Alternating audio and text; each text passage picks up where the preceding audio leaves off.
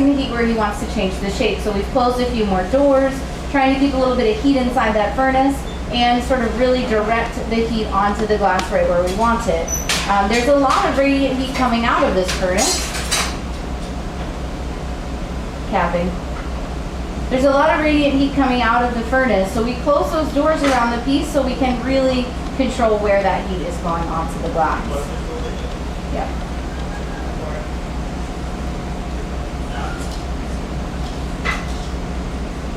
The inside of the doors on this furnace as well, they are basically in the furnace, so they're absorbing some of that heat. So even by positioning the doors basically not all the way open, there's a lot of radiant heat being cast over the sides of Aaron's piece as well. So all of that we have to keep in mind while we're working.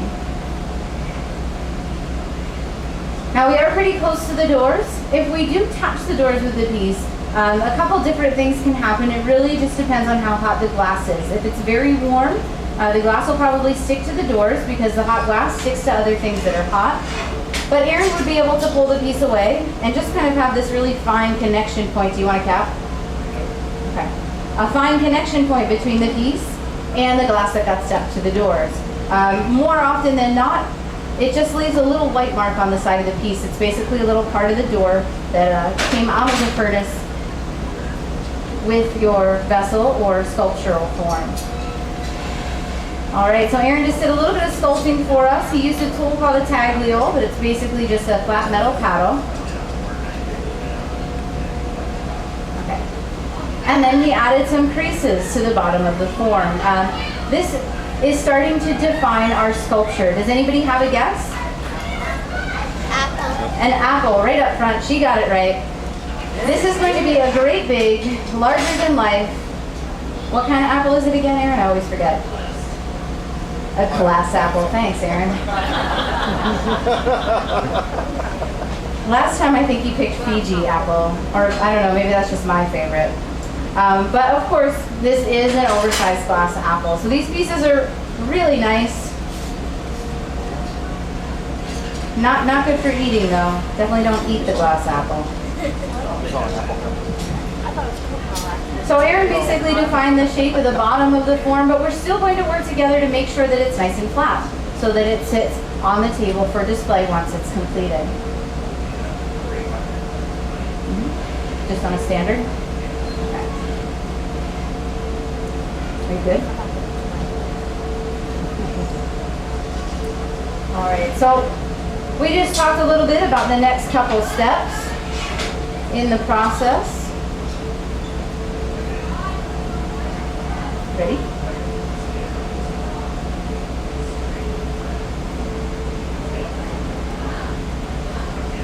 Okay. Are you good with the doors? Do you want me to leave them open? Okay. All right, so we flattened up the bottom of the form there. The next step will be our transfer process.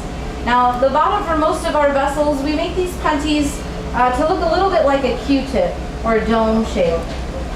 But for our apple, we don't exactly have a flat bottom. We've kind of got a sculpted base for this piece. So we'll use a different type of punty called a ring punty. Basically, it looks like a little donut. It gives us a nice wide connection point and helps us to transfer these more sculptural forms.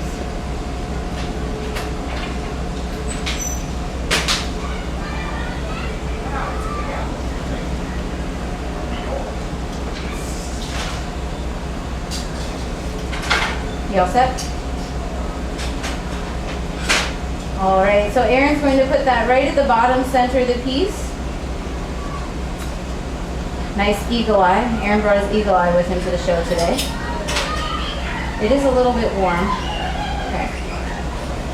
So now he'll create score marks along that constriction line. This series of tiny cracks is just further weakening that constriction so that we can control the breakoff point on good. And when we're both ready, we've got just the right temperatures. It feels good. We'll separate the piece from that blowpipe. Of course, I'll have a hold of the form. This is all about temperature and timing. Very nice. We've got a nice clean breakaway from the pipe. A round of applause. and a successful